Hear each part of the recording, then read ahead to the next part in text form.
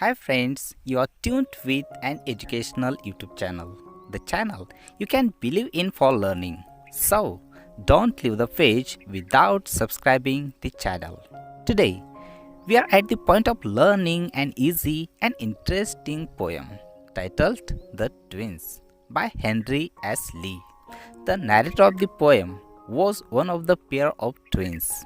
Having a twin, he had to face many difficulties, many problems because of similarity of forms and features of the twins. No doubt, the poem entertains the readers and make them happy. The twins ही एक विनोदी कविता आहे. दोन जुळ्या भावांपैकी एकाने व्यक्त केलेलं मनोगत आहे. दोघांच्या सारखेपणामुळे त्यातील एकाच्या जीवनात निर्माण झालेल्या अडचणी, समस्या आणि शेवटी शेजाऱ्यांचा सुद्धा कसा गोंधळ उडतो आणि त्यामुळे काय घडते हे निश्चितच वाचकांचं मनोरंजन करणार आहे, त्यांना आनंदी बनवणार आहे, हसवणार आहे. करूया सुरुवात. Look at the first four lines. In form and feature, face and limb, I grew so like my brother, that folks got taking me for him and each for one another. The twins were exactly same to look. There was similarity in form, feature, even limbs. The poet says that the resemblance was so close that people began to mistaking one for another. जन्मलेली जुळी भावंडी दिसायला तंतोतंत सारखी होती. त्यांचा चेहरा, बांधा एवढंच काय पण शारीरिक अवयव यामध्ये किंचितसुद्धा फरक नव्हता. त्यामुळे लोक मला माझा भाऊ समजत आणि कधीकधी समजण्यात गल्लत करून आमची अदलाबदल करून टाकायचे. त्याला मी समजायचे आणि मला तो. Next four lines. It puzzled all our kith and kin. It reached a fearful pitch. For one of us was born a twin. Yet not a soul knew which. All our relatives and friends were confused many times. The confusion was endless. At times, the confusion reached a fearful limit or very high level.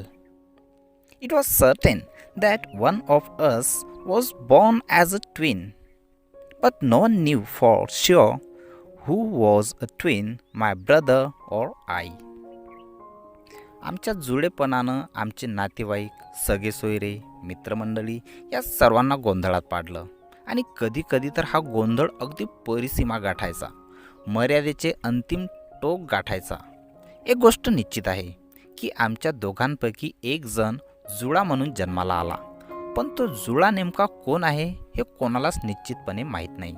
म्हणजे अगदी आमच्या जन्मापासून या गोंधळाला सुरुवात झाली आणि तो गोंधळ शेवटपर्यंत कायम राहिलाच राहिला. समोरच्या चार ओळी बघा. One day to make the matter worse before our names were fixed as we were being watched by nurse we got completely mixed. One day this situation or the matter of confusion was made worse as we were being watched by the nurse when we were got interchanged by her.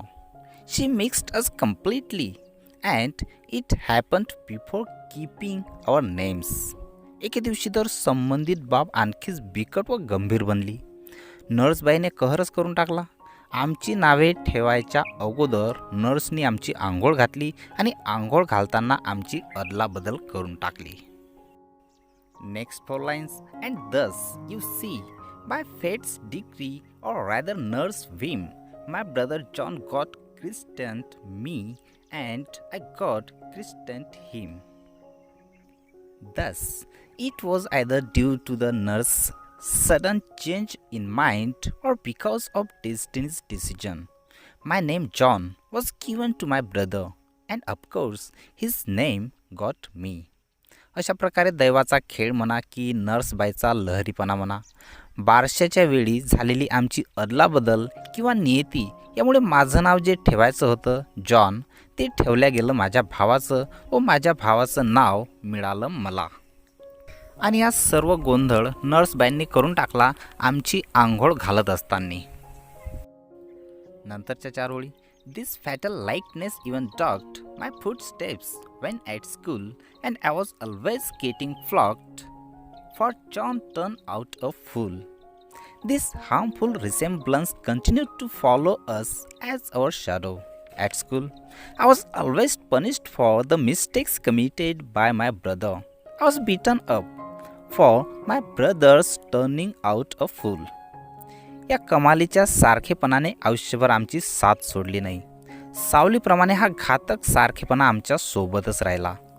जेव्हा आम्ही शाळेत जायला लागलो तिथे खोड्या माझा भाऊ करायचा आणि त्या बदल्यात मार मात्र मला मिळायचा. या सारखेपणामुळे माझ्या भावाने केलेल्या चुकांची शिक्षा मिळायची मला. नंतरच्या 4 ओळी, I put this question fruitlessly to everyone I knew. What would you do if you were me to prove that you were you? I know that there is no point in asking this question because it is fruitless. Even if I ask to everyone I know what you would do to prove your acquaintance if you were at my place, how would you prove that you were no other but you yourself? मला माहिती आहे की हा प्रश्न विचारणं निरर्थक आहे, तरी विचारतो. माझ्या जो ओळखीचा असेल त्या प्रत्येकाला मी हा प्रश्न विचारतो की माझ्या जागी जर तुम्ही असता तर तुम्हीच आहात हे सिद्ध करण्यासाठी तुम्ही काय केलं असतं. Look at the next 4 lines.